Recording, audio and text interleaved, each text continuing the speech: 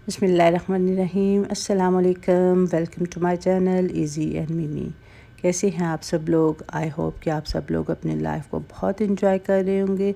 तो व्यूअर्स, आज की मेरी रेसिपी बहुत ही टेम्पटिंग सा बटर चिकन पास्ता है। तो अपनी रेसिपी को स्टार्ट करते हैं। सबसे पहले मैंने बिस्मिल्लाहिर्रहमानिर्रहीम 250 ग्राम के करीब मैंने चिकन लेके बोनलेस उसको छोटे पीसेस में काट लिया था। एक बड़े साइज़ के प्याज को मैंने चॉप कर लिया है। दो मेरे पास बड़े वो टमाटर थे, उनको मैंने प्यूरी बना ली है। 1 टेबलस्पून इसमें लहसुन और अदरक का पेस्ट जाएगा। हाफ़ टी स्पून के करीब मैं नमक इस्तेमाल करूँगी और 1 टीस्पून जो है वो मैं कश्मीरी लाल मिर्च इस्तेमाल करूँगी और हाफ़ टी स्पून इसमें गरम मसाला पाउडर जाएगा और 1/4 टीस्पून इसमें जाएगी काली मिर्च और 1/4 टीस्पून ही इसमें हल्दी का इस्तेमाल होगा और इसके अलावा इसमें जाएगी 1 टीस्पून के करीब सुर्ख लाल मिर्च और 4 से 5 टेबलस्पून दही का इस्तेमाल होगा।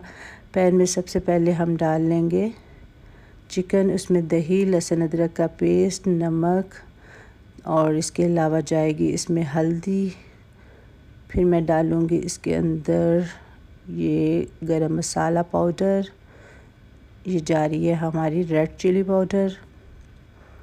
अब जाएगी इसमें पेपरिका पाउडर या फिर आप कश्मीरी लाल मिर्च भी इस्तेमाल कर सकते हैं और ये चलेगी इसमें काली मिर्च। इन सारी चीज़ों को चिकन में मिक्स करके इसमें हम 1 लेमन का जूस ऐड करके इसको भी मिक्स कर देंगे और इसके बाद हम पैन में 1 टीस्पून बटर और थोड़ा सा ऑयल डाल के इसको गर्म होने पर हम इसमें प्याज ऐड कर देंगे। फिर जब प्याज सौते हो जाएगा तो इसमें टमाटर ऐड कर देंगे। बस 2-3 चीज़ें मैं आपको बताना भूल गई थी, जिसमें 20 से 25 के करीब काजू हैं।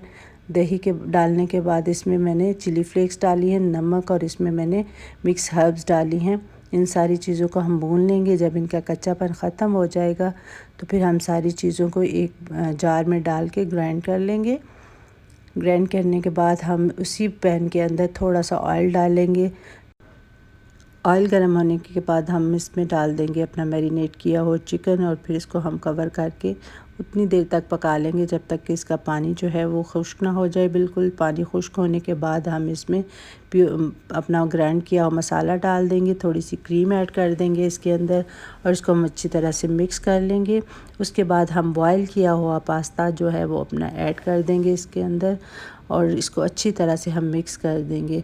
पास्ता बॉयल करने की रेसिपी उसके पैक के ऊपर मौजूद होती है और ये सारी चीज़ें हम अच्छी तरह मिक्स करने के बाद तकरीबन 10 मिनट तक हम इसको दम पे रखेंगे और ये हमारा मज़ेदार सा बटर चिकन पास्ता रेडी है। गार्निशिंग हमने थोड़ी सी क्रीम के साथ और ग्रीन धनिए के साथ की है। आई होप आपको आज की रेसिपी अच्छी लगेगी। मुझे अपना फ़ीडबैक ज़रूर दीजिएगा।